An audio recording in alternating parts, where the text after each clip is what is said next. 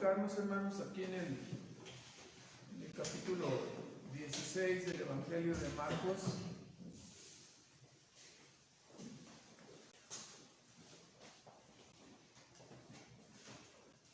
Saludamos a todos nuestros hermanos que están también en línea y le damos gracias a Dios por la bendición de poder contar con la oportunidad de transmitir este culto de adoración.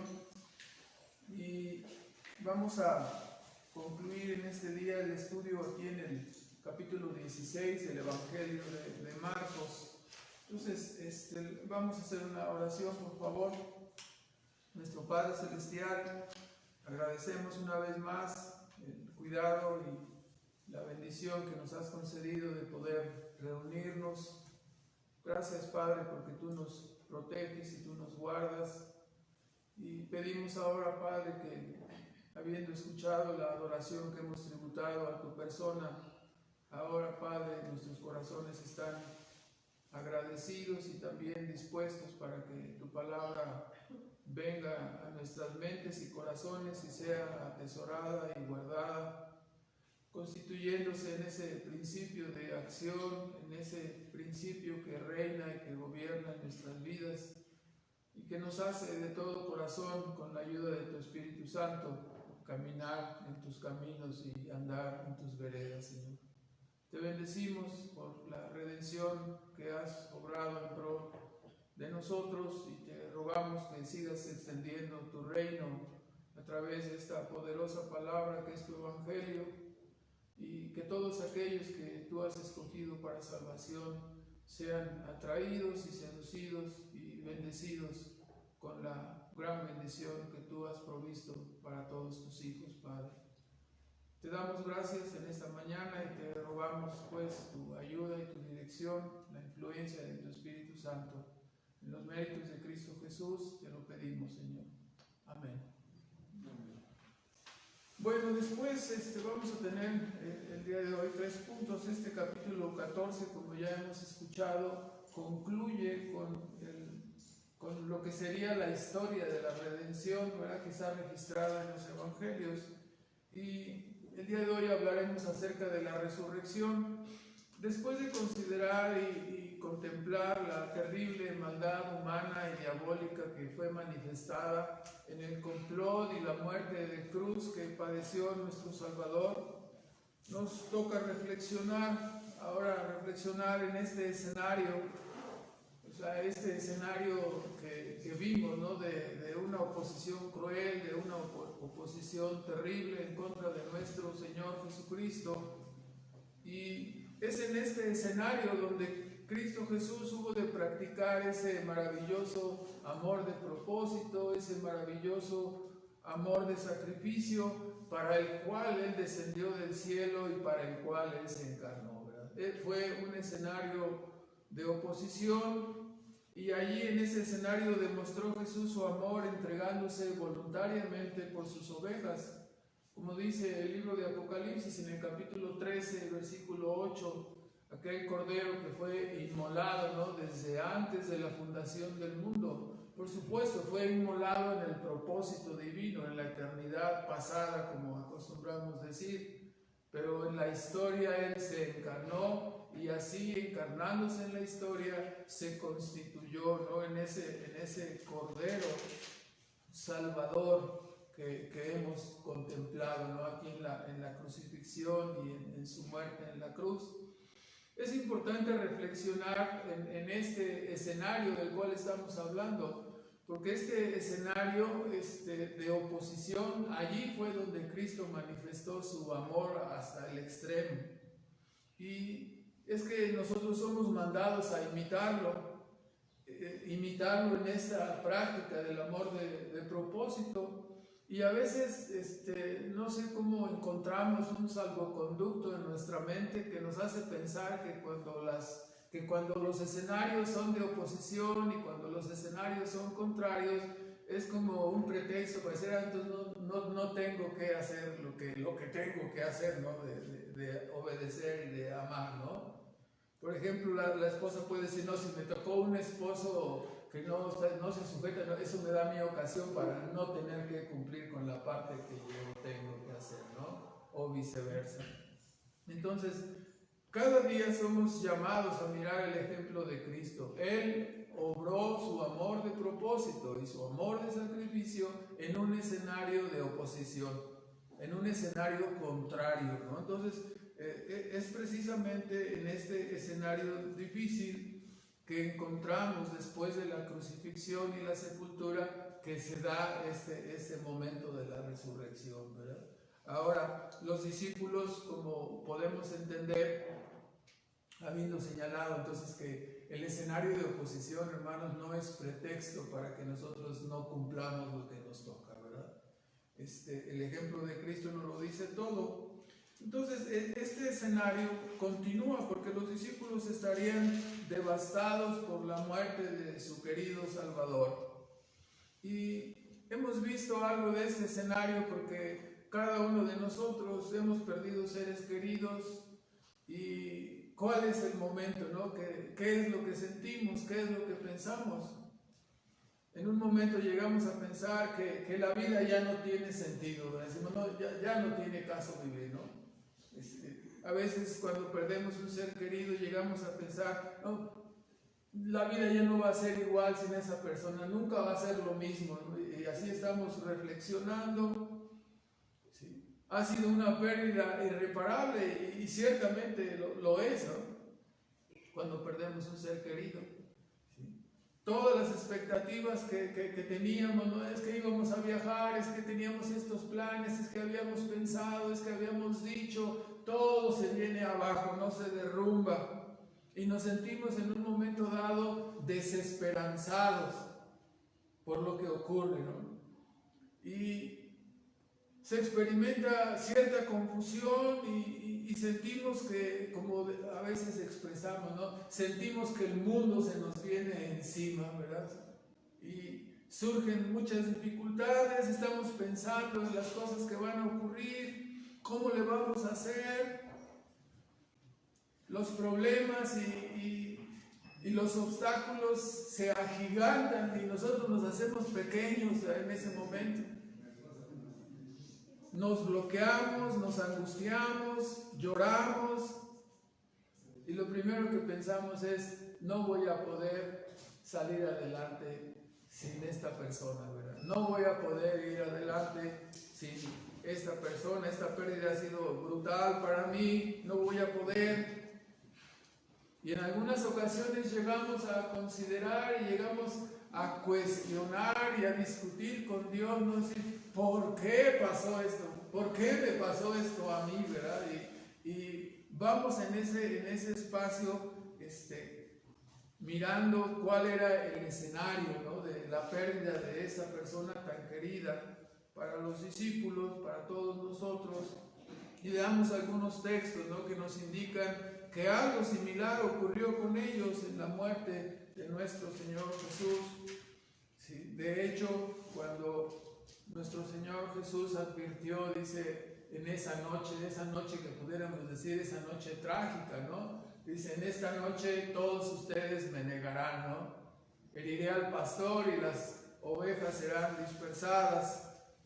Tan solo vemos que algunos quedaron, como vemos a las mujeres mirando de lejos la crucifixión. Dice, sin perder ahí Marcos, vean ustedes en Juan 20, confirmando este contexto que estamos platicando, un escenario de oposición después de la muerte. Y este escenario tiene que ser planteado porque la expectativa, como vamos a ver, de los discípulos era que ellos, algunos dicen, los opositores, los racionalistas, dicen, no, fue un complot, una campaña y todos estaban de acuerdo y se pusieron de acuerdo para decir que hubo una resurrección, aunque no la hubo, porque y digo los racionalistas porque se oponen a todo lo que es la intervención del piso de arriba, ¿no? en la tierra. Se oponen a los milagros, se oponen a todas estas cosas. La resurrección es un milagro. ¿Sí? Y el escenario de oposición nos da el punto crucial para ver que el milagro sucedió cuando ellos ni siquiera lo esperaban y ni siquiera se habían acordado recordado y no sabían y no entendían lo que estaba pasando. Estaban en un shock y estaban hundidos. No estaban en la posición de maquiavélicamente decir, vamos a hacer esto para que en la posteridad, dentro de 2000 años, ahí en Querétaro, crean que verdaderamente hubo resurrección. No, hermanos, no estaban en esa posición. El escenario era totalmente catastrófico, ¿verdad? Dice en Juan 20, 19, dice que cuando en esta aparición, cuando fue la tarde de aquel día, ese domingo, ese primero de la semana, estaban las puertas cerradas donde los discípulos estaban juntos. ¿Y cuál era su posición? Dice, por miedo a los judíos, no querían salir. Porque dice, nos van a atrapar y nos van a matar igual y nos van a crucificar. Nosotros estamos identificados con esta causa. Estaban encerrados, tenían miedo. El líder ya no estaba y ellos estaban totalmente bloqueados, ¿no? Lucas 24 nos dice de la misma manera que cuando aquellos discípulos iban en el camino a Emaús, capítulo 24, en esta aparición, vea usted cuál era el verdadero ánimo de ellos. Dice 24, 21, dice, cuando se juntó a ellos un varón que ellos no identificaron, ¿verdad? Al final sabemos que lo identifican, pero ahí en 24, 21 nos dice que ellos le dijeron, pues ¿qué es tú el único forastero que no sabe todo lo que ha pasado aquí en Jerusalén? Y ya le dice, pues ¿qué cosas han pasado? Les pregunta el supuesto forastero, ¿verdad? Y en 24, 21 nos dice, nosotros esperábamos, dicen ellos que le estaban platicando las cosas, nosotros esperábamos que Él era el que había de redimir a Israel. Y ahora, después de todo esto, ya son 3 días que esto ha acontecido, ahora está muerto. Nosotros esperábamos. ¿Cuál era su posición al presente? Pues se desvaneció esa expectativa, ¿verdad? Claro, estamos viendo la expectativa de ellos de un reinado terrenal inmediato, ¿no? Pensábamos que Él iba a reinar y a redimir a Israel en la manera que ellos tenían en su mente. Sí, más ahora está muerto, ¿no? Marcos 16, que es nuestro texto, nos indica en el versículo 8 que las mujeres, después de que vieron las evidencias que el Señor había enviado, dice, se fueron huyendo del sepulcro porque les había tomado temblor y espanto, ni decían nada a nadie porque tenían miedo. O sea, ¿cuál es toda la expectativa? La expectativa es que ellos estaban en shock. Estos indicios, por estos indicios que estamos viendo y por nuestra propia experiencia, sabemos que el escenario era más bien trágico y difícil y un escenario de oposición, ¿no? para que se diera la resurrección. Ahora, en segundo lugar, es así en este capítulo 16 de Marcos, que comienza hablándonos de estas mujeres, María, Magdalena y varias otras, ¿no? La madre de Jacobo, Salomé.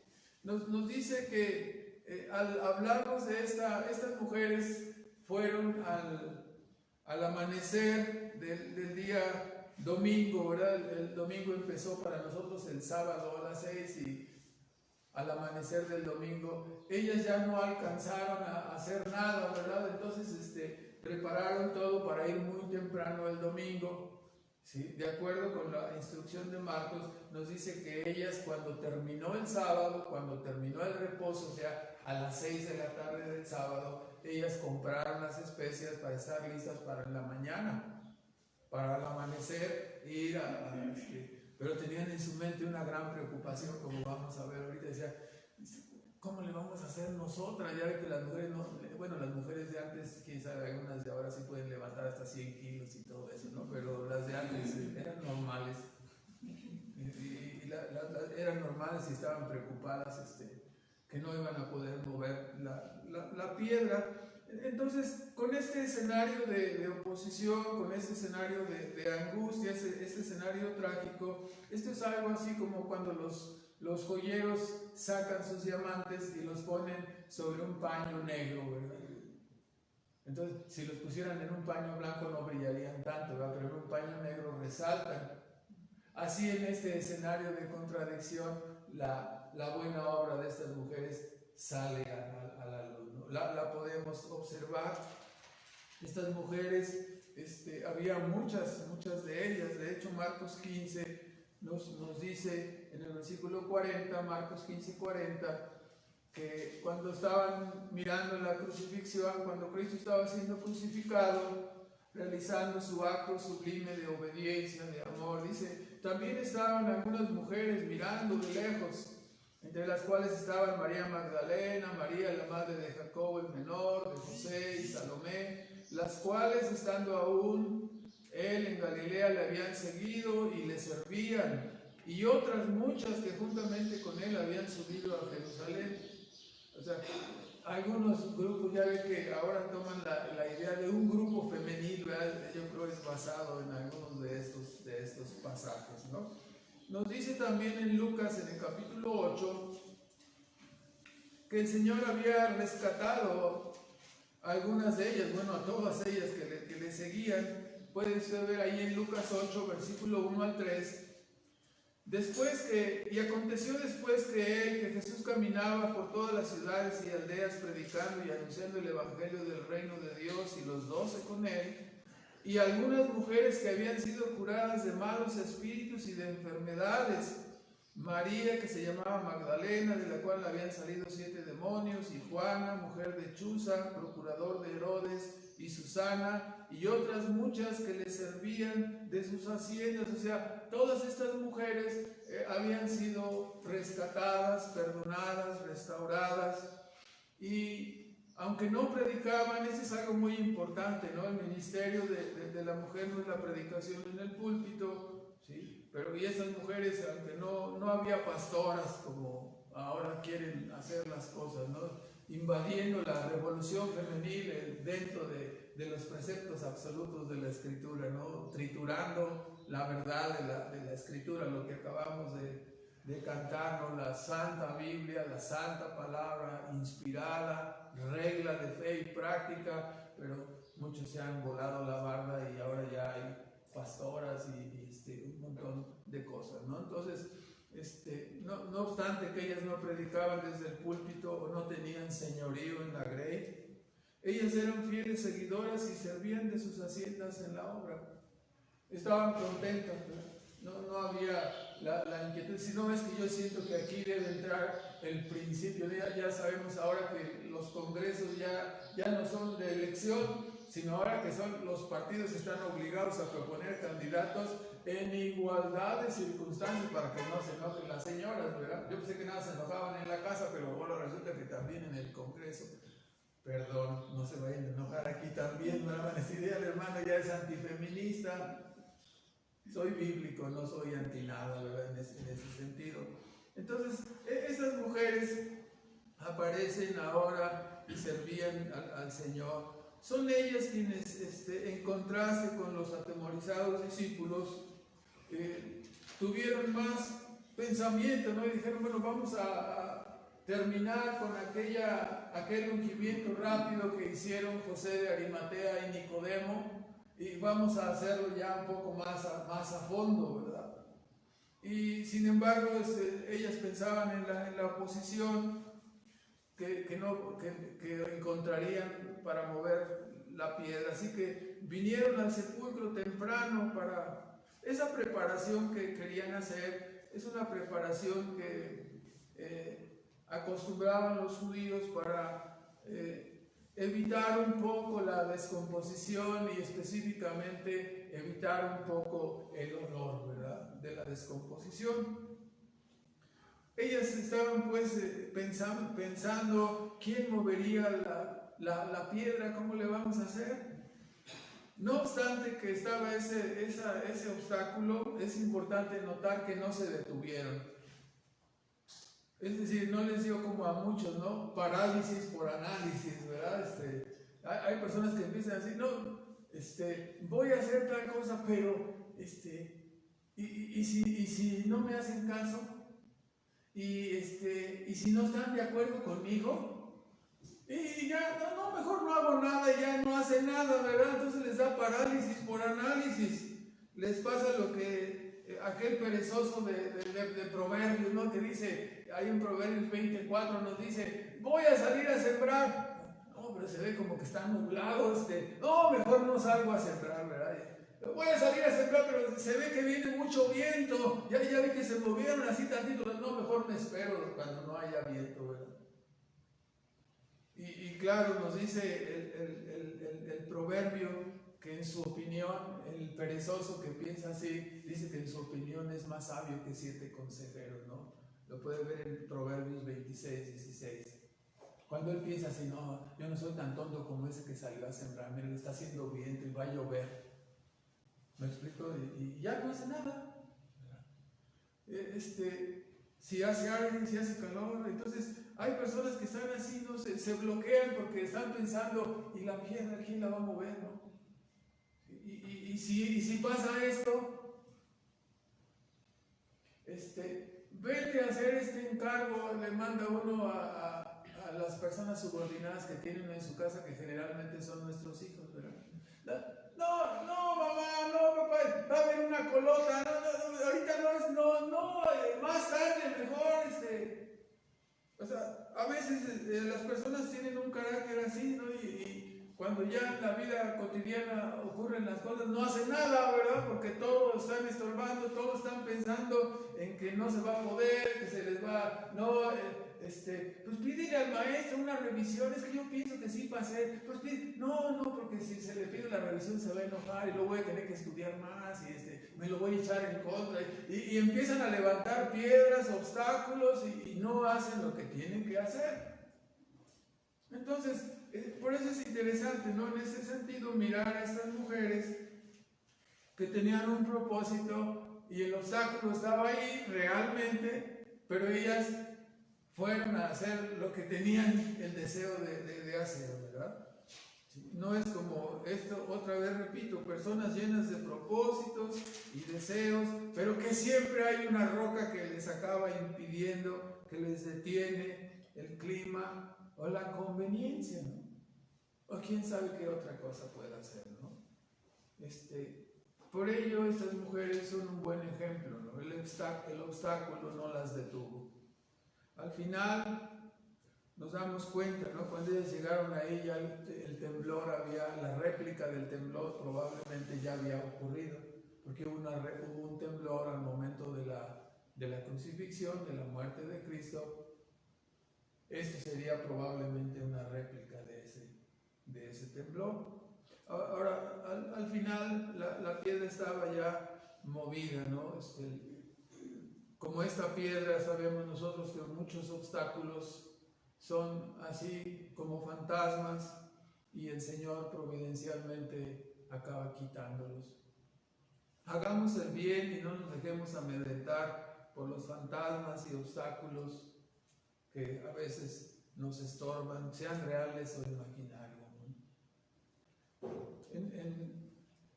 O sea, si uno considera, ¿no? Cuando normalmente algunos consideran que se necesita una puerta abierta para poder ir a predicar el Evangelio, ¿no? Ustedes imagínense, ¿no? Cuando los misioneros fueron a predicar, por ejemplo, a los caníbales, ¿había una puerta abierta ahí? No, había muchos caníbales malvados que se comieron a algunos familiares de los misioneros y los mataron también. No había una puerta abierta, pero eso no impidió que ellos fueran. Y que muchos años después de la muerte de varios de ellos, finalmente la obra prosperara allí, ¿verdad?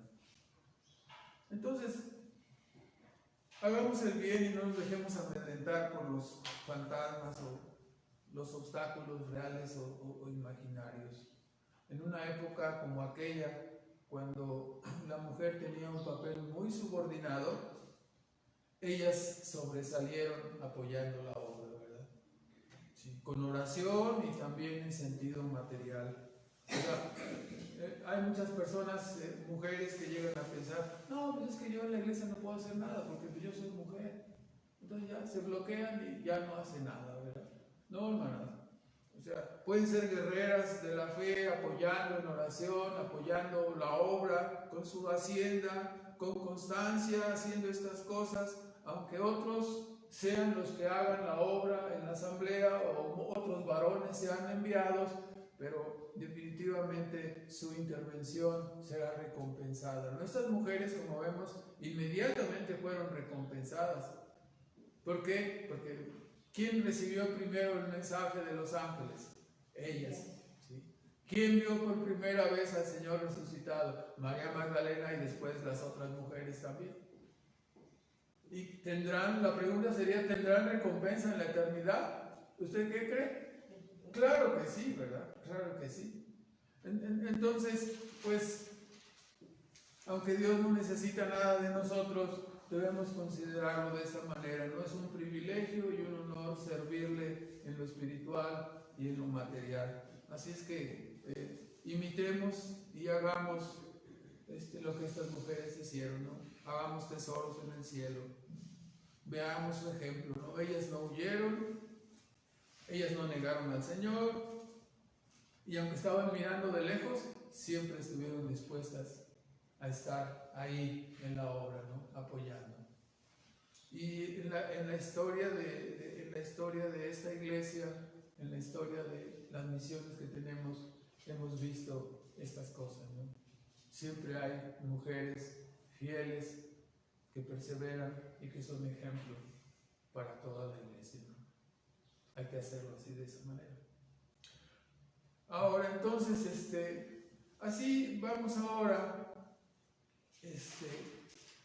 a la tercera parte, que es donde nos vamos a llevar más tiempo, hablando específicamente de la resurrección, recordando primeramente que el Señor anunció su muerte, así como la manera como había de morir, ¿no? Porque los judíos tenían la pena de muerte, pero era por lapidación, por apedreamiento. Pero Él dijo, yo voy a ser crucificado. Será entregado el Hijo del Hombre en manos de los gentiles, ¿no? Para ser crucificado. Y así fue, así sucedió. Y resucitará, dijo Él, después al tercer día, y Él anunció directamente, usted lo puede ver aquí en Marcos 14, en el versículo 27, cuando Él dice, vamos allí, Marcos 14, en el versículo 27 y en el versículo 28, dice, todos seréis escandalizados de mí esta noche, porque escrito está, heriré al pastor y serán derramadas las ovejas. Pero ¿qué dice el 28? Mas después que haya resucitado, iré delante de vosotros a Galilea. ¿Sí? En Mateo 20, versículos 18 y 19 es donde dice la manera como Él había de morir y ser crucificado, ¿no? Porque ya ven que desde el momento en que Él anunció su muerte, fue un shock, ¿verdad? Fue un shock. Entonces, finalmente, ya hemos visto, después de estar hablando del Evangelio durante todas estas semanas, yo les pregunto si la muerte de Cristo en realidad era algo terrible. Hermanos, fue algo maravilloso, ¿no? La obediencia de amor que realizó Cristo es nuestro camino de salvación, es nuestra salvación. Ahora pues entonces anunció Él estas cosas varias veces, y no obstante este anuncio, cuando los hechos ocurrieron, la mente de los apóstoles estaba bloqueada, ¿verdad? O sea, no entendían, no sabían las cosas, dice Juan, y como ya vimos en la introducción, estaban en temor, estaban en shock. Además de este anuncio que hizo Cristo en su ministerio, estaba en la predicación, recuerda ahí en Mateo 12, en el capítulo 12, versículo 40, cuando los fariseos y escribas y el Sanedrín completo empezaban a oponerse a Él y a querer matarlo. Él les dijo, cuando llegaron a pedirle señal, ya no se les dará señal. La única señal que tendrán será ¿cuál? La señal de Jonás. Así como Jonás dice en el libro de Jonás, capítulo 1, versículo 17, como Jonás estuvo 3 días en el vientre del gran pez, ahí no dice que fue una ballena, dice que fue un gran pez, quién sabe cuál sería, ¿verdad? No podemos viajar en el tiempo para regresarnos. A lo mejor fue un tiburón blanco gigante o quién sabe qué sería, ¿verdad? Pero un gran pez lo tuvo y después lo escupió, lo vomitó, ¿sí? En el tiempo que Dios quiso, ¿verdad? Después de que este profeta desobediente ya fue convencido, ¿verdad? Quién sabe cómo haya cambiado. Una vez escuché un sermón de un hermano que decía, imagínense ustedes, ¿no? Estar 3 días en el vientre de un pez, quién sabe qué efectos hayan hecho los jugos gástricos del pez en el físico de esta persona, ¿verdad? A lo mejor le tumbaron el pelo, a lo mejor lo dejaron manchado, igual no estaba, de eso sí podemos estar seguros, ¿verdad? Y así tuvo que ir a predicar, un poco manchadito quizás, despintado, pero bueno. Entonces, así que no solo era la predicación de Cristo, el anuncio, la profecía de decir voy a morir, después voy a resucitar y voy delante de vosotros a Galilea, sino estaba la profecía en el Antiguo Testamento que decía que había de morir y resucitar, ¿no? Ahora, sus discípulos entonces fueron llevados de la mano porque estaban en shock, y lo primero que vemos entonces, así hablando directamente de la resurrección, Marcos 16, el registro de Marcos nos muestra cómo Jesús lleva de la mano a sus discípulos. ¿En cuál sentido? Lo primero que reciben es un mensaje por parte de los ángeles, ¿verdad? O sea, primero tienen 3 evidencias de que Él había resucitado. El primero es un mensaje por parte de los ángeles. Marcos dice que es un ángel, ¿sí? Lucas dice que son 2, que uno estaba en la cabecera y otro en la parte de los pies. Ahí estaban los ángeles o el ángel y les dio un mensaje, ¿verdad? Hay muchos detalles, como en ninguna otra parte de un asunto en los 4 evangelios, cosas que tienen que ser cuadradas, ¿verdad?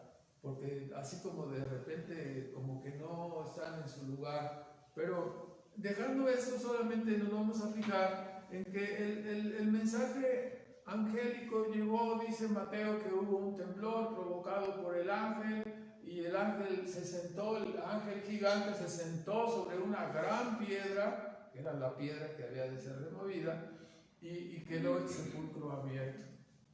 Entonces, cuando las mujeres llegaron, nos dice Lucas 24, versículos 5 al 9, que el ángel les preguntó, dice, ¿por qué?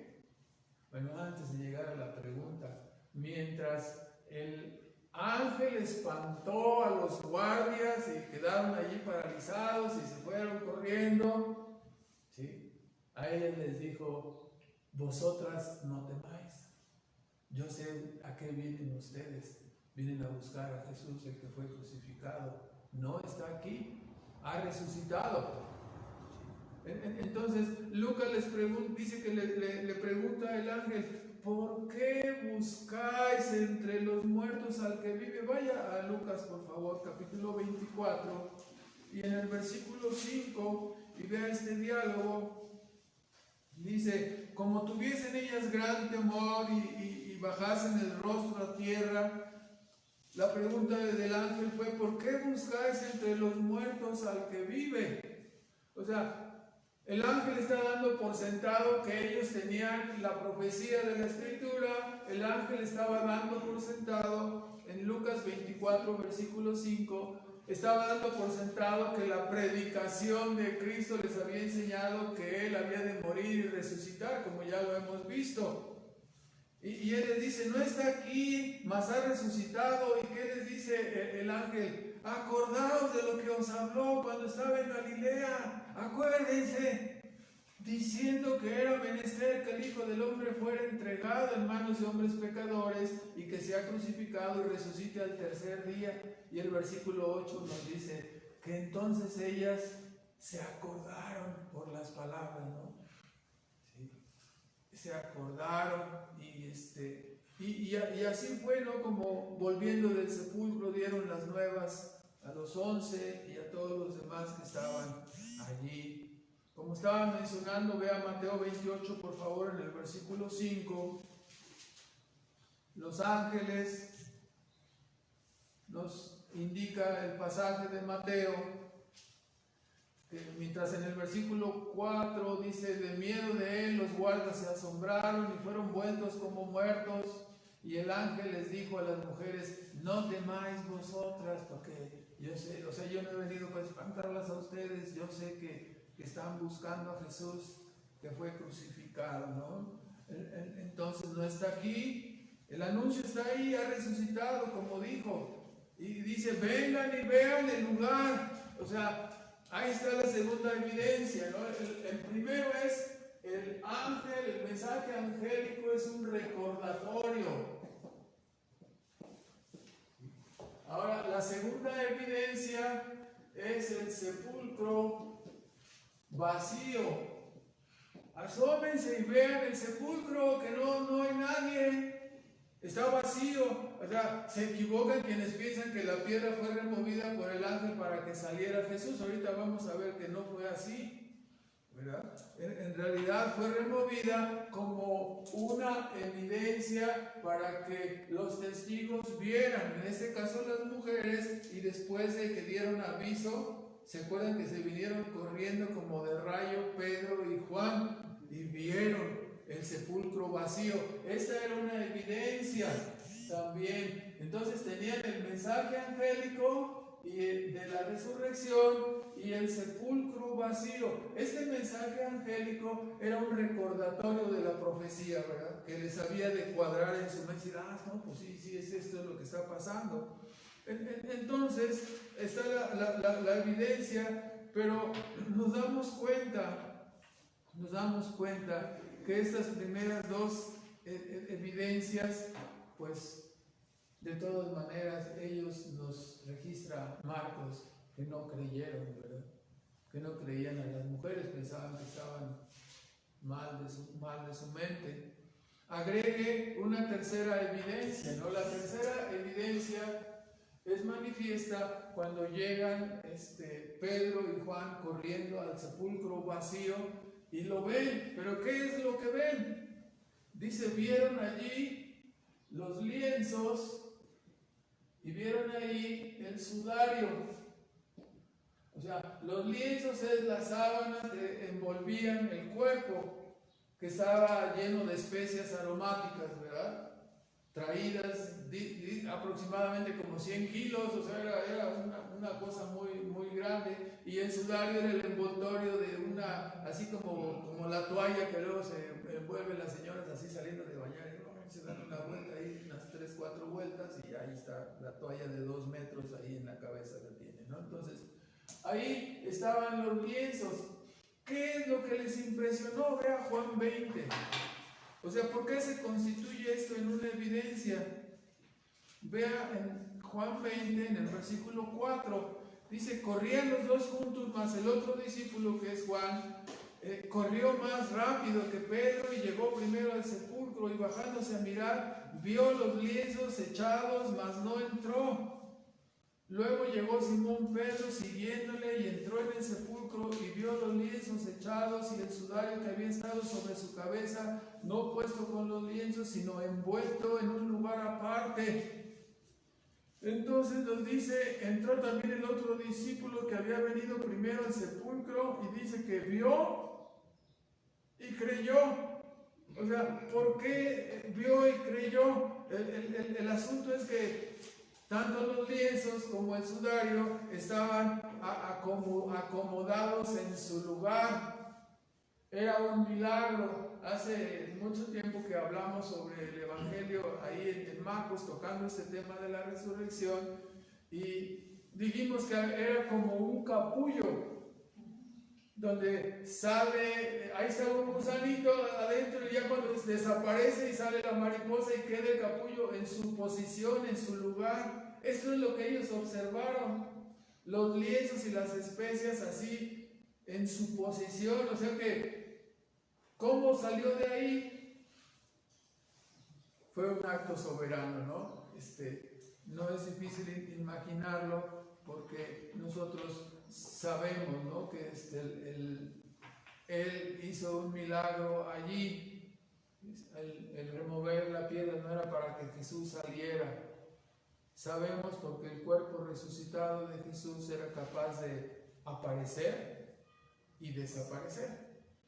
Esto es exactamente lo que vimos, ¿no? Cuando salió de la mortaja, ¿qué hizo? Desapareció de la mortaja y ellos vieron ahí los lienzos y no estaba el cuerpo. Toda la mortaja tenía el molde, pero no estaba el cuerpo.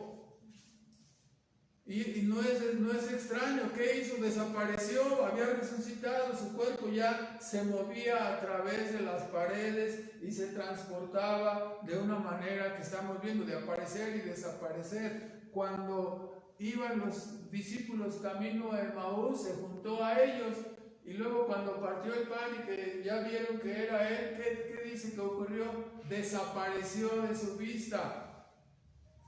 Luego después, cuando apareció a los discípulos también, estando las puertas cerradas, dice que después de estar ahí con ellos, bueno, entró estando las puertas cerradas, solamente ¿qué hizo? Apareció. Y luego ¿qué pasó? Desapareció. Entonces no se necesitaba que estuviera quitada la piedra. Él solamente resucitó y se esfumó de los lienzos y los lienzos quedaron así acomodados. Entonces por eso los vieron, era otra evidencia. Entonces 3 evidencias: el mensaje angélico, el sepulcro vacío y los lienzos acomodados, así como en una posición tal como si el cuerpo todavía estuviera allí, ¿verdad? Entonces, ahora después de estas evidencias tenemos el registro en la Escritura cuando menos de 12 apariciones. Las voy a citar si ustedes quieren registrarlas para que cuando tengan un tiempecito. La primera aparición, dice Juan 16:9, podemos inclusive verla, ¿no? Si vamos rapidito, en Marcos 16, ahí en nuestro texto, versículo 9 al 11, en una forma rápida las vamos a recorrer. Dice que apareció primeramente 16:9 a María Magdalena. Juan tiene el mismo registro cuando aparece a María Magdalena, que le dice: no me toques, dice, suba a mi Padre y a vuestro Padre, ¿no? Haciendo una distinción en cuanto a la relación única que tiene Cristo como Hijo eterno procedente del Padre. Una relación única e intratrinitaria, el Padre, el Hijo y el Espíritu Santo, ¿no? ¿Sí? El Hijo y el Padre iguales y el Espíritu Santo procedente del Padre y del Hijo.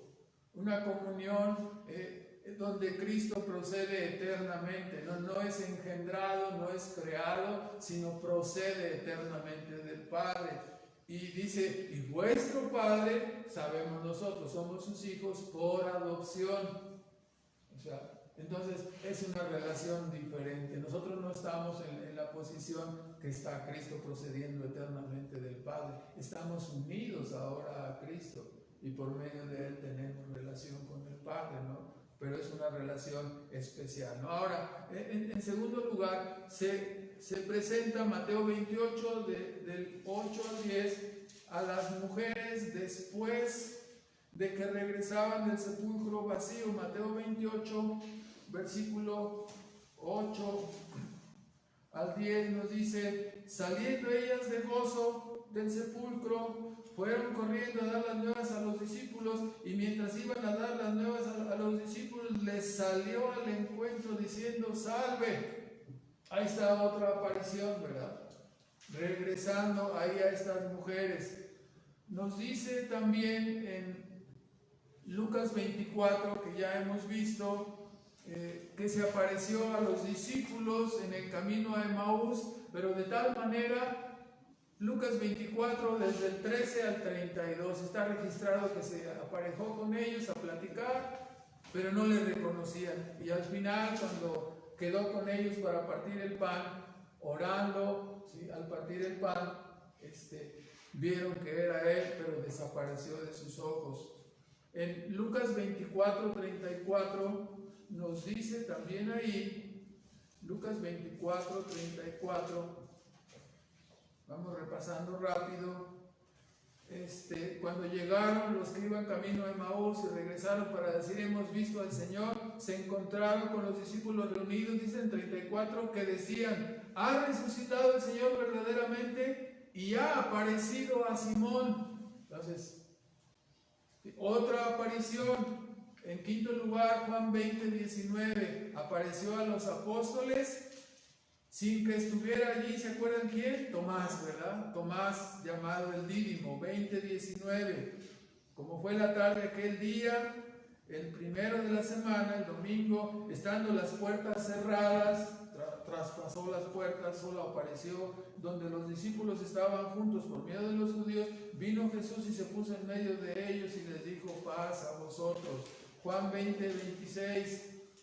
Aquí está la séptima aparición, la sexta aparición, Juan 20:26. 8 días después estaban otra vez los discípulos dentro y con ellos Tomás, y vino Jesús, las puertas cerradas, se puso en medio de ellos, pasa a vosotros, y le enseñó las manos y le enseñó el costado, para que creas, no seas incrédulo, sino creyente.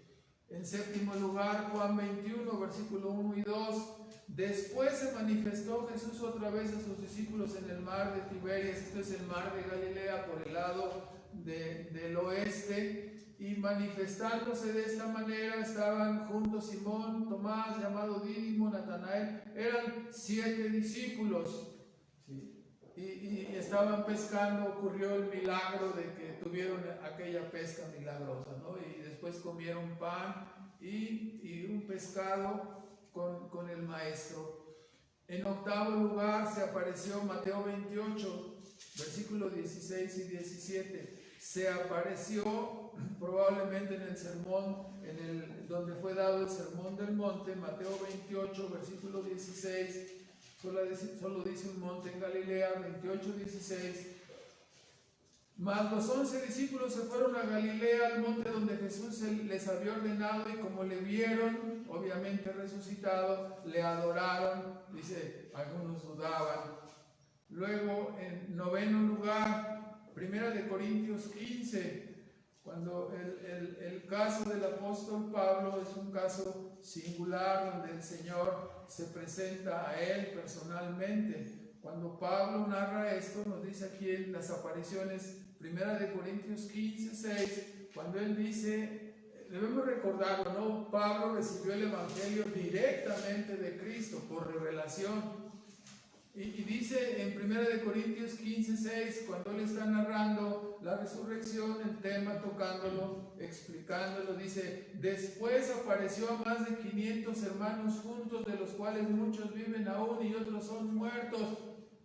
¿Sí? No se le quita a Pablo la costumbre de ser medio confrontante, ¿no? Medio confrontativo. Están vivos y quieren ir a preguntarles para que vean que es la verdad.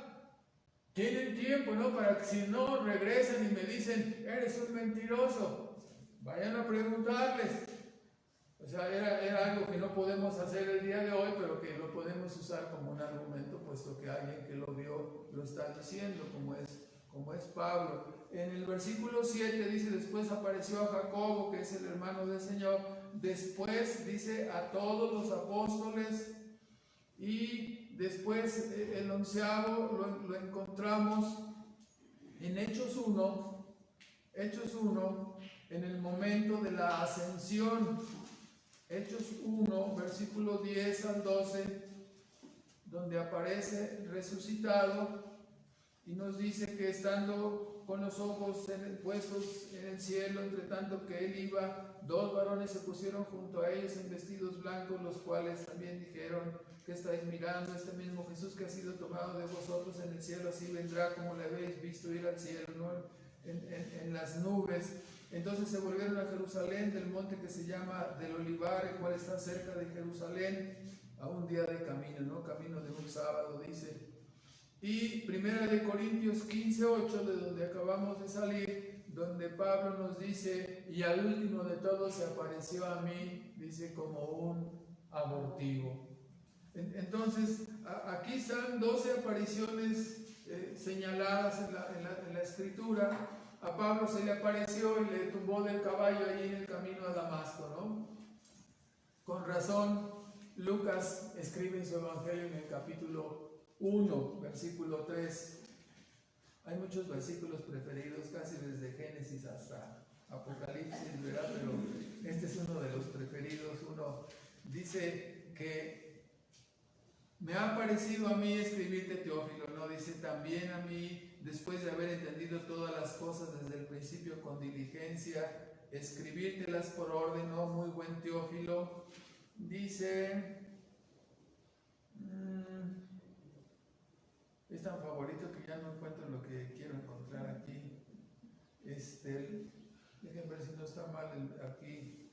No, es que estoy al revés, estoy en el libro está en el libro de Hechos. No es Lucas 1.3, es Hechos 1.3. Aunque es el mismo tratado, también escrito por Lucas, Hechos es el segundo tratado del cual escribió Lucas a Teófilo, y dice 1.1 en el primer tratado, Teófilo, he hablado todas las cosas que Jesús comenzó a hacer y enseñar hasta el día que, habiendo dado mandamiento por el Espíritu Santo a los apóstoles que escogió, fue recibido arriba, a los cuales después de haber padecido sufrimientos, pasión, muerte, ¿no? Se presentó vivo con pruebas indubitables, apareciéndoles por 40 días y hablándoles del reino de Dios. Entonces, o sea, todo esto, con razón, ¿no? Entonces estaban tan persuadidos y tan convencidos, estaban dispuestos a morir por la causa de Cristo, como algunos de ellos padecieron el martirio. Entonces, cuando vemos el Evangelio de Marcos, que estamos viendo en este día un poco, comentándolo en el capítulo 16, Marcos solamente registra 3 apariciones, que serían la primera a María Magdalena, la tercera a los discípulos camino de Emaús y la quinta a los apóstoles sin Tomás. Entonces, no Tomás el que está aquí, sino Tomás otro, ¿verdad? Entonces, el Dídimo.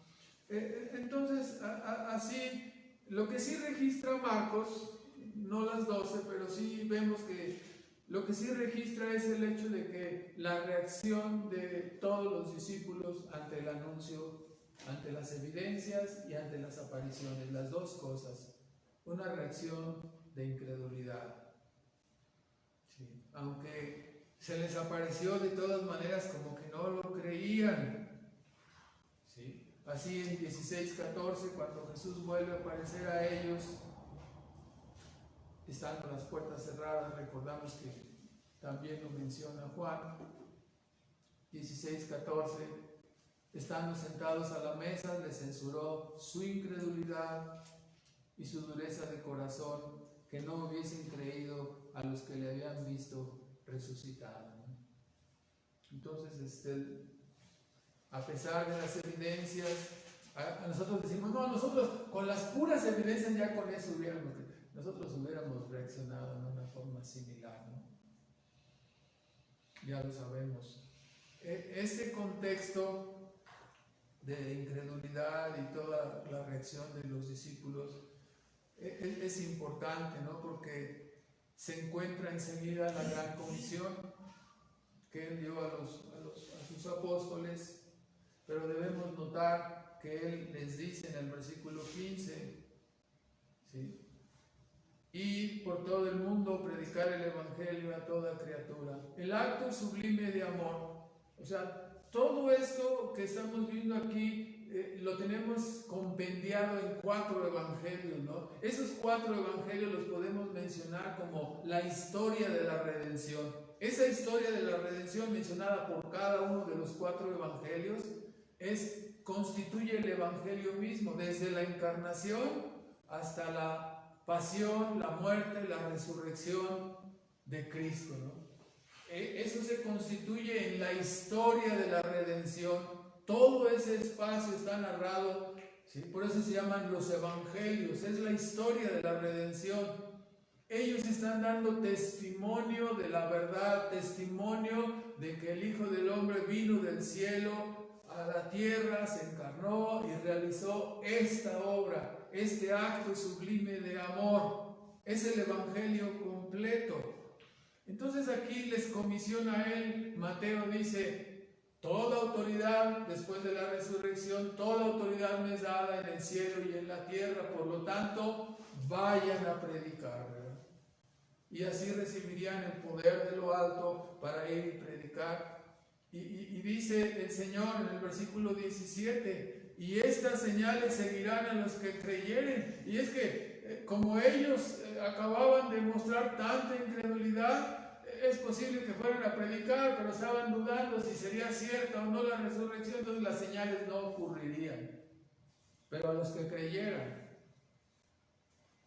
que parece ser que todos creyeron, ¿no? Porque le seguían las señales después de que empezaron a predicar. El registro de Hechos es impresionante con los milagros que los apóstoles hicieron, ¿verdad? Y estas eran, dice, estas señales le seguirán, ¿sí? Echarán fuera demonios, hablarán nuevas lenguas, quitarán serpientes, y si bebieren cosa mortífera no les dañará, o sea, los tratarán de envenenar, no lo podrán hacer, sanarán a los enfermos, y pondrán sus manos en ellos, sanarán. Y después se fue y dice ellos, versículo 20, una conexión importante, ¿no? Entre el mensaje y las señales que confirmaban ¿qué cosa? El mensaje. ¿Cuál es el mensaje? El evangelio. El evangelio es el mensaje. Y comenzaron a predicarlo, dice, en todas partes, obrando con ellos el Señor. Y note la escritura como dice, confirmando la palabra. Pues, ¿qué estaban anunciando? ¿Usted me puede decir qué estaban anunciando?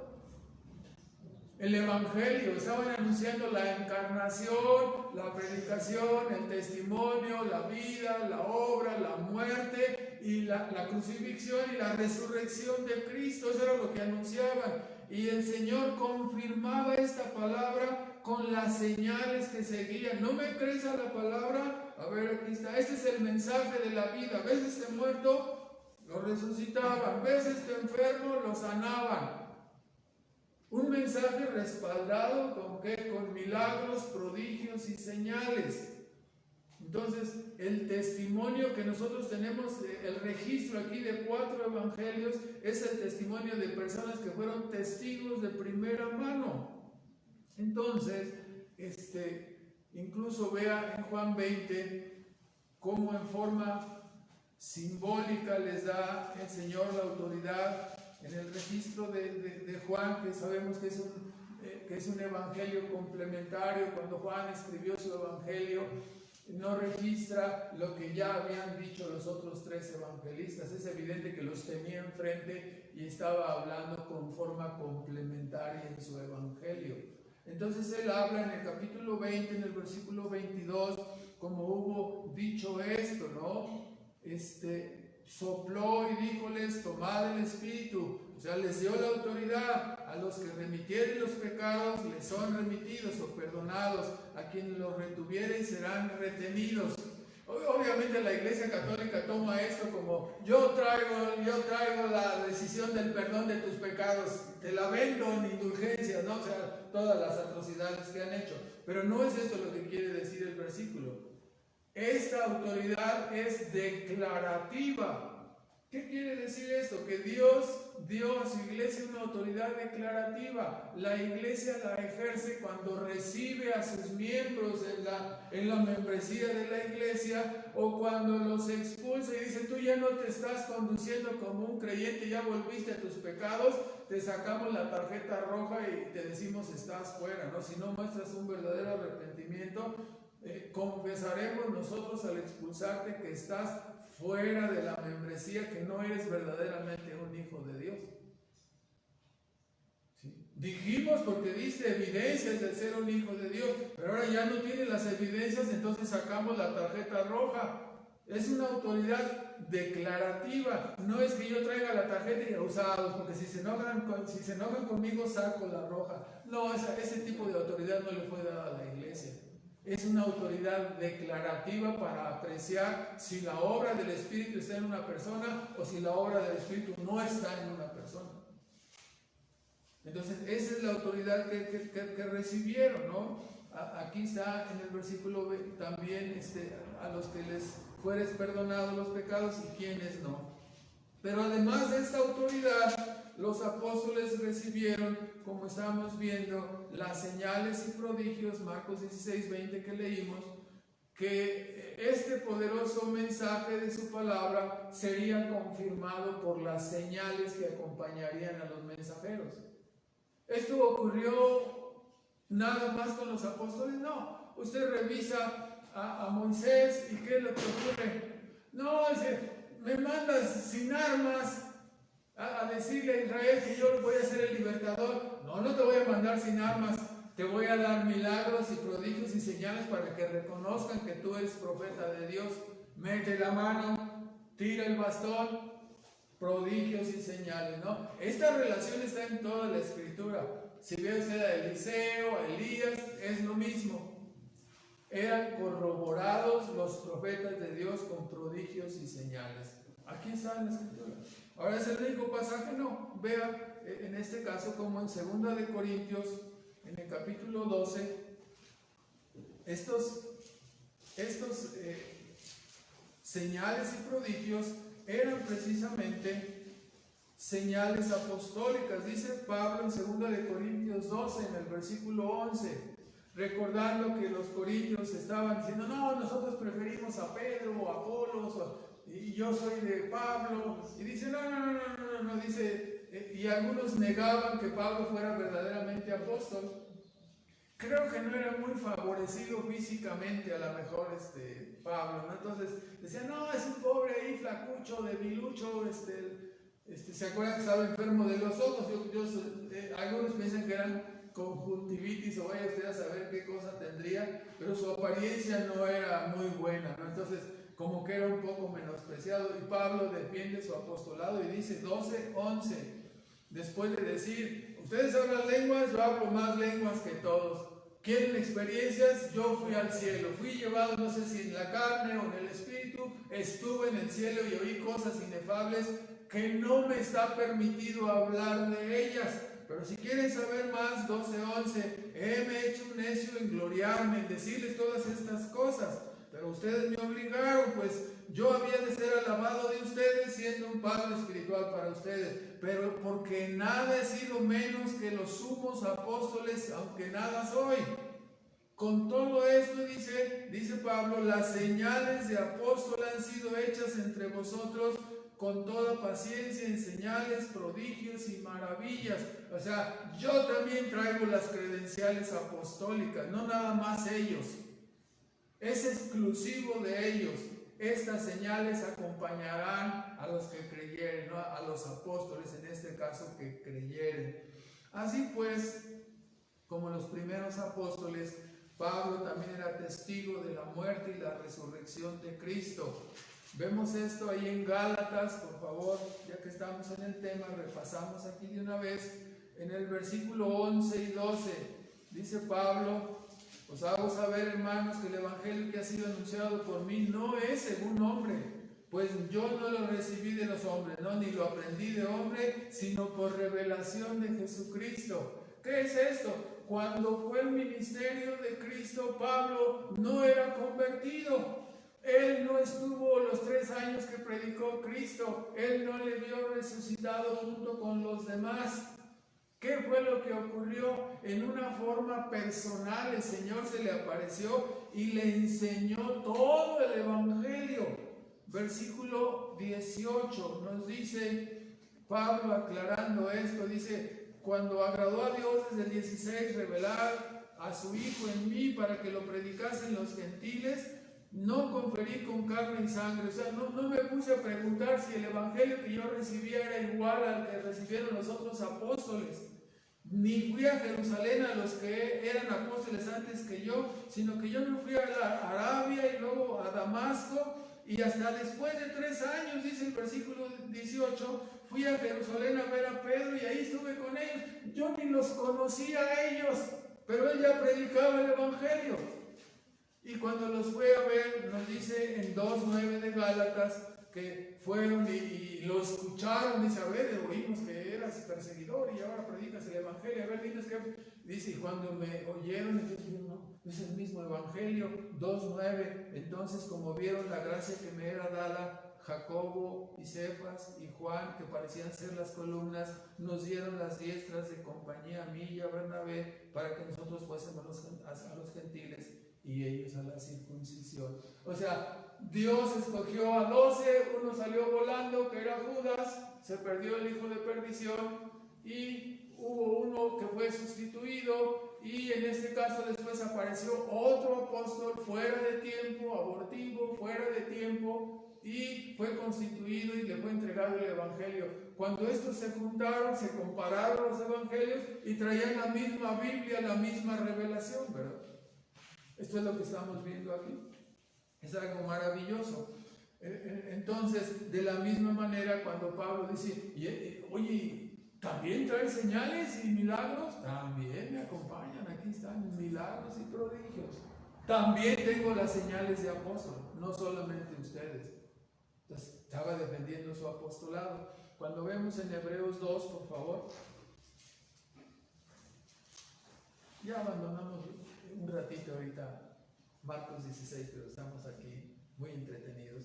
En Hebreos 2, en el versículo 3, nos dice la escritura, cuando el apóstol nos habla en el versículo 3, dice, ¿cómo escaparemos nosotros si tenemos en poco una salvación tan grande, ¿no? Que no fue anunciada como a Moisés, con ángeles, no, fue con la presencia de Cristo venido del cielo? Una gran salvación, la cual, habiendo comenzado a ser publicada por el propio Señor Jesucristo, ha sido confirmada hasta nosotros por los que oyeron, por los testigos de primera mano, y testificando otra vez la misma unidad, testificando el Señor juntamente con ellos, con señales y milagros y diversas maravillas y repartimientos del Espíritu Santo según su voluntad. O sea, ¿qué es lo que era confirmado? La palabra, el Evangelio. O sea, lo que ocurrió y que ha sido narrado desde el primero hasta el capítulo 16 de Marcos y en cada uno de los 4 evangelios, ¿no? Corroborado.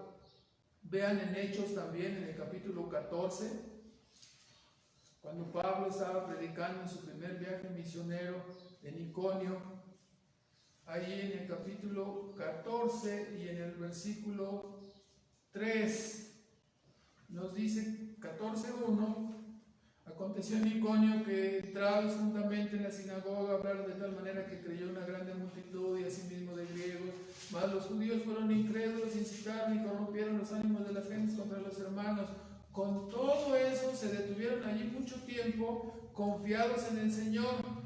Y vean la manera como está, el cual daba testimonio a la palabra de su gracia, al evangelio que estaban predicando, dando que señales y milagros fueran hechos por las manos, en este caso del apóstol Pablo, por las manos de ellos. Entonces, note esta relación.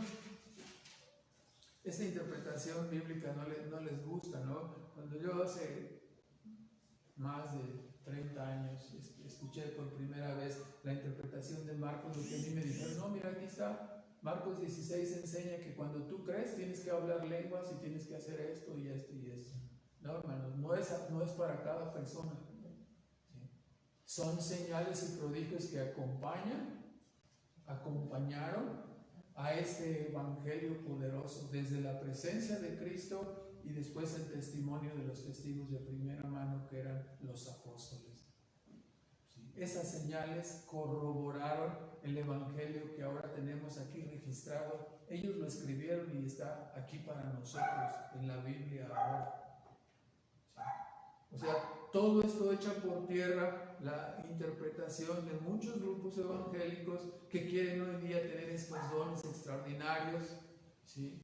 Y tanto ellos como todos los demás creyentes y los que dicen que tienen los dones caminan como 1 metro encima de la tierra y casi vuelan para que después los agarren, ¿no? Como a este Joaquín o algún otro más, tantos que han agarrado, ¿no? Adúlteros, malvados, rateros.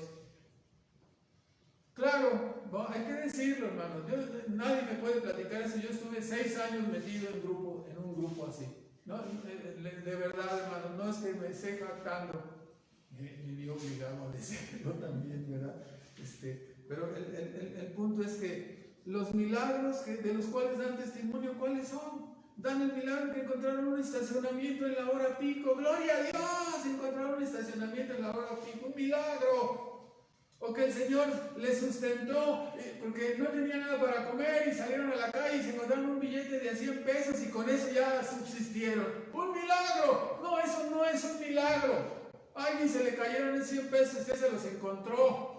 La providencia de Dios le ayudó, sí es cierto, pero no es un milagro. Un milagro es la intervención, lo que siempre hemos dicho, ¿no? El piso de arriba y el piso de abajo. Un milagro es la intervención de arriba hacia abajo, una operación fuera de las leyes normales que tenemos vigentes aquí. Si yo suelto este plumón, se va a caer, se cae.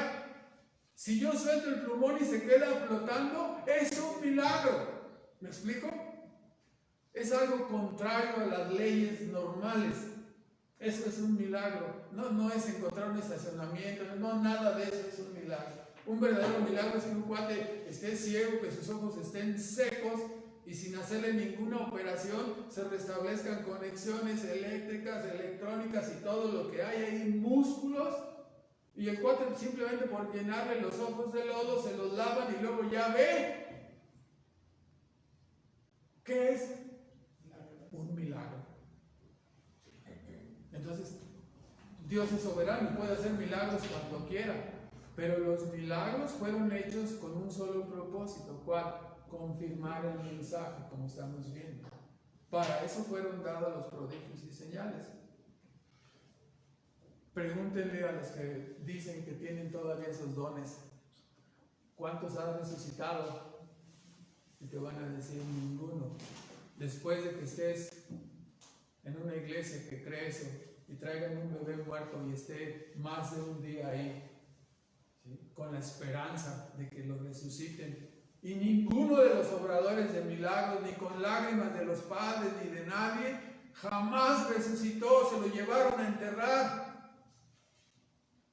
Quedaron en ridículo, como quedan todos, ¿no? Nada de resurrecciones, nada de interpretación genuina de lengua, simplemente Sabarcina, Barzán y todo lo demás que siempre sabemos que hacen. Nada de beber cosas mortíferas, nada de mordeduras de cascabel. Traería yo mi costal con una cascabel, pero sale muy caro, hermano, y además me pueden meter a la cárcel, entonces por eso no la traigo. ¿Sí? Nada de mordeduras de cascabel, nada de paralíticos o ciegos sanados. ¿Sí? Cuando tú vas y predicas este evangelio a la plaza y hay mucha gente que saca a pasear a los paralíticos, y tú con la esperanza de ver algo, horas, nunca resucita a nadie, nunca se sana a nadie, no pasa nada, nadie es alimentado por cuervos, ningún paralítico, ningún ciego sanado. Y ninguno de ellos acepta desafíos como los aceptó Elías. Si tú le dices, eres un hablador y te desafío, y en ese caso sí compraría y sí, Edgar, ¿dónde está Edgar? Te pediría los gastos para comprar la víbora de cascabel, para que muerda a ese cuate, para que se vea que no puede hacer ninguna cosa, se moriría esa persona. Y si me dicen, déjate morder tú, yo no me dejo porque sé que me va a matar la víbora.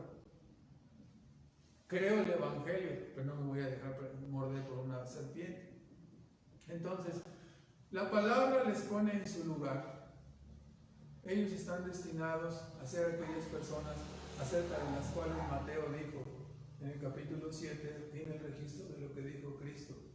Señor, llegaron diciéndole, tocando la puerta, en tu nombre hicimos milagros, echamos fuera demonios, hicimos todas estas cosas. Y el Señor les dijo, no los conozco.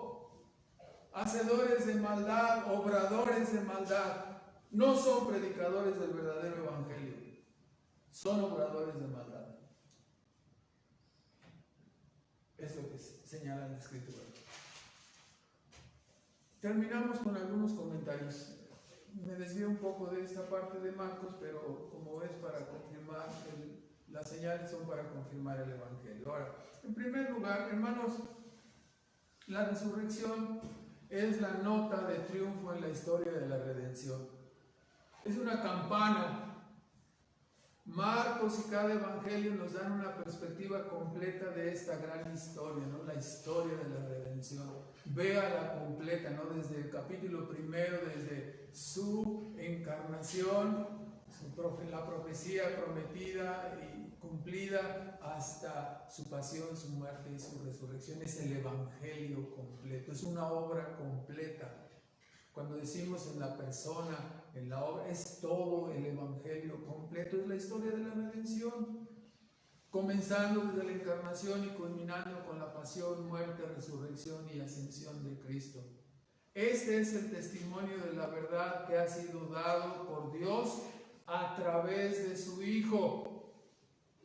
Quedó registrado. ¿Cuántas personas dicen, si se me apareciera una nave voladora y viniera un marciano y me dijera, lo creería? Bueno, Dios vino del cielo, envió a su Hijo, lo demostró, hizo señales y prodigios y quedó registrado aquí. Dios no ha abandonado su creación. Dios ha dado un mensaje a este mundo, a todo este mundo, y lo ha dejado registrado en una preservación maravillosa de la Biblia, ¿no? Ha dado testimonio de la verdad. Así que, más que un mensaje filosófico, lo que tenemos en el Evangelio es el testimonio de la verdad acerca de Dios, la verdad acerca del hombre, la verdad acerca de la creación, la verdad acerca de la existencia y del propósito de la vida. Está incluido aquí, en esta revelación. Un testimonio dado por ¿quién? Por el Creador mismo, a través de su Hijo, viniendo a nuestra historia y dándonos a través de su resurrección una esperanza genuina, una esperanza viva. Cuando decimos yo soy creyente, ¿tienes una religión? No, no es una religión. ¿Qué tienes? Tengo el testimonio de alguien que vino del cielo y vivió aquí e hizo milagros y prodigios, dijo que iba a ser crucificado y así sucedió, resucitó, ¿sí? Y hay 12 apariciones donde cientos de personas le vieron resucitado. Es la verdad, esto ocurrió aquí en este mundo. El Evangelio nos dice que este mundo terrenal no lo es todo, que hay un mundo espiritual y eterno, al cual entraremos repentinamente por la muerte. Y si no estamos reconciliados con este Dios que ha dado testimonio, entonces entraremos a una eternidad de terror y de castigo eterno, en lugar de entrar, ¿sí?, a una vida de comunión y sumisión a Dios en el cielo mismo. Entonces, en medio, hermanos, del terror, de las tinieblas y mentiras y error en el que vivimos en este mundo, el mensaje de Cristo resucitado es oro molido de esperanza. No hay otra verdad más maravillosa. Repito, no es una teoría, no es una religión, no es una corriente filosófica del hombre, es el testimonio de Dios dado en medio de la historia humana a través de Cristo y extendido hasta nosotros por los que fueron testigos de primera mano y que quedaron registrados aquí en la Escritura. Ellos, en una forma maravillosa, Juan escribe lo que nosotros vimos, lo que oímos, lo que palparon nuestras manos tocante al verbo de vida, es lo que les estamos diciendo. Esta es la verdad. Dios vino del cielo. Y gracias a Dios que ha preservado esta historia de redención en su palabra, que es la Biblia, para poder predicarla. La resurrección y la vida venidera, hermanos, no son un dogma de fe que hay que creer con los ojos cerrados. Es el testimonio cuando alguien te dice, ¿sabes qué? Lo vimos resucitado, yo también lo vi, y yo, y 500, y todos esos, y está registrado. Creen el juicio que ocurrió, la historia de los romanos por alguien que escribió nada más ahí. Aquí hay cientos de testigos que dan testimonio de que esto sucedió. El Evangelio está centrado en la historia humana, ¿no? Desde Moisés, desde Nabucodonosor, la historia de Asiria, la historia de los romanos, está centrado. No puedes separar la historia humana de la historia de la redención. Tendrías que negar también la historia humana si quieres negar la historia de la redención. ¿Quién pudo hacer esto? Solamente Dios. Es un milagro maravilloso. Entonces, el llamado es: dejen de creer y confiar en las mentiras y elucubraciones de la falsa ciencia y vengan a la verdad verdadera, ¿no? Como decía Francis Schaeffer. Dejen de huir de la razón. Escuchen el testimonio de otros seres humanos que vivieron, que vieron, que palparon, que oyeron y que han dejado su testimonio escrito aquí en los evangelios. No son teorías, son verdades profetizadas y cumplidas en la historia. Algo maravilloso. Ya me estoy enojando, entonces voy a calmar. En segundo lugar, vemos las mujeres fieles que vinieron al sepulcro a hacer su buena obra. Un ejemplo para nosotros, para todos nosotros, no solo para las mujeres, pero para todos nosotros. Sigamos ese ejemplo. En tercer lugar, hermanos, cuando vemos y recordamos a Cleofas y al otro discípulo que iban camino de Emaús, que iban caminando con el Señor al lado, nos preguntamos, ¿no es cierto que la vida es así?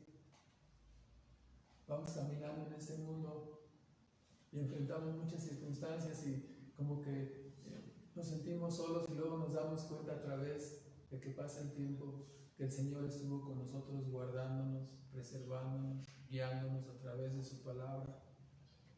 Y nuestro corazón ardía también con su palabra, mas de primero no nos dábamos cuenta, ¿no? Hasta que tenemos una relación viva con la palabra. Y entonces vamos agarrados del Señor caminando en este mundo como ellos. Aunque no lo vemos físicamente, tenemos una relación con Él constante y continua a través de la palabra. Al igual que los hombres y mujeres que vemos aquí, estamos angustiados por piedras en el camino, reales o imaginarias, o solo posibilidades, y a la postre los obstáculos son quitados o las pruebas ya son pasadas, y nosotros que estábamos tan afanados, ¿no? Y nos damos cuenta que era la mano de Dios guardándonos y preservándonos y guiándonos siempre en todo trayecto, ¿no? ¿No ha sido también así su vida? Yo puedo decir que sí, así ha sido nuestra vida. Ahora, a través de esta preciosa salvación, hermanos, de la cual hemos hablado durante el estudio de estos 16 capítulos, el Señor está preparando un pueblo para la eternidad, un mundo sin pecado, un mundo verdaderamente feliz, no como el de aquel famoso libro de Un mundo feliz donde todos son iguales, ¿no?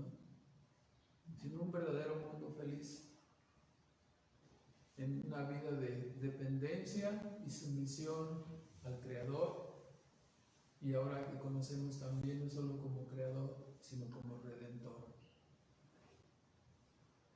Herederos juntamente con Él. A través del testimonio de Cristo, hermanos, démonos cuenta, el cielo visitó la tierra. Eso es lo que ocurrió. El cielo visitó la tierra y dijo, así son las cosas. A través del testimonio de Cristo, el Dios invisible se hizo presente aquí en medio de nosotros. A través del testimonio de Cristo, por ese testimonio, a nosotros seguirlo podemos decir con todas sus letras: no estamos locos. Dios vive, Dios ha hablado, ha venido a su creación, no la ha abandonado. No estamos locos. La conversión de alguien a la verdad del Evangelio es el regreso, ¿no?, de la locura a la cordura. Esa es la realidad. En quinto lugar, podemos ver cuán bondadoso y paciente es nuestro Señor con su pueblo, a pesar de que nosotros somos incrédulos, necios, duros. El Señor siempre se acerca a nosotros y nos dirá: paz a vosotros. Como diciendo: yo estoy en control. Diciéndonos: no solo paz a vosotros, sino amaos unos a otros, perseverad en la verdad, arrepentidos y creer, sed pacientes. Ustedes tienen una esperanza viva. Sean compasivos con otros. Sean compasivos con otros que no tienen esperanza, que están muertos, que están perdidos. Háblenles de esta esperanza viva que ustedes tienen. Háblenles de la verdad del Evangelio. No los dejen morir en sus pecados. Entreguen el mensaje. Entreguémoslo así, hermanos. Es la verdad, es el testimonio de Dios. Algunos creerán y otros no, pero eso no nos toca a nosotros definirlo. Nosotros quisiéramos que todos recibieran la palabra. Algunos no lo reciben. Si quieres ver victoria, mira a Cristo, ¿no? Y velo resucitado, míralo ascendiendo, míralo donde está ahora, a la diestra del Padre. La fe cristiana, hermanos, en sexto lugar, no es un salto al vacío. En realidad es un acto de sobriedad y de cordura. Esto es lo que es la fe cristiana. En lugar de huir de la razón, nos sometemos al testimonio de la verdad, una verdad testificada por los testigos de primera mano y muchos otros, y corroborada a través de milagros y prodigios. En séptimo lugar, nuestro Rey y Salvador vive. No es un ídolo ciego, sordo y mudo. Es un Dios vivo y personal que sigue acompañando y dando vigor y fuerza espiritual a su iglesia, a sus hijos. Cuando tú miras y entiendes, por la ayuda del Espíritu Santo, la historia de la redención narrada por los 4 evangelios, entonces el complicado engranaje de este mundo toma su lugar. Entiendes la vida, entiendes todas las cosas. Cuando miramos estas cosas y decimos: ¿quiénes somos nosotros para entender todo esto? ¿Cómo sabes esto? ¿Por qué hablas con tanta autoridad? ¿Por qué sientes como que todo lo sabes? No somos nosotros, hermano, es la verdad de la Biblia. Hagámoslo con humildad, con amor, con paciencia, no con jactancia. Que Dios nos ayude, hermanos. Oramos, por favor. Nuestro Padre Celestial, damos gracias que nos has permitido escudriñar tu palabra y mirar tu precioso Evangelio, la historia de la redención, a través de la perspectiva de este evangelista, Marcos. Y te damos las gracias, Padre, por cada una de las palabras, cada una de las enseñanzas. Te miramos a ti, Señor, a través de este Evangelio y nos gozamos, Señor, en el testimonio que tú has dado, nos gozamos en tu persona, nos gozamos en tu obra de amor, en tu obediencia de amor sublime, hasta dar tu vida en sacrificio, obedeciendo por amor a tu pueblo. Te admiramos, te amamos, te glorificamos por todo lo que tú has hecho, Padre. Bendito seas. Y nos encontramos, Padre, humillados, sabiéndonos que somos indignos, sabiendo que nada merecemos y que La salvación que nos has dejado ver y que has traído a nuestras vidas es solamente por gracia, Padre, porque no merecemos ninguna cosa, Señor. Gracias, Padre, por iluminar nuestras mentes y por habernos sacado del camino de perdición donde estábamos, Señor. Gracias por traernos a la cordura. Gracias por tanta verdad y tanto gozo y todo lo que experimentamos al estudiar, al orar, al gozarnos en el contenido de tu palabra y en el testimonio de la verdad, Señor. Constriñe nuestras mentes y nuestras almas para adorarte y por ello lo hacemos, Señor. Te bendecimos, Padre, y una vez más te damos las gracias por este tiempo y rogamos que tu Evangelio toque los corazones, que tu Evangelio siga trayendo a todos aquellos que tú has elegido para la vida eterna. Y te bendecimos y te damos gracias por ello, Señor. En Cristo Jesús. Amén.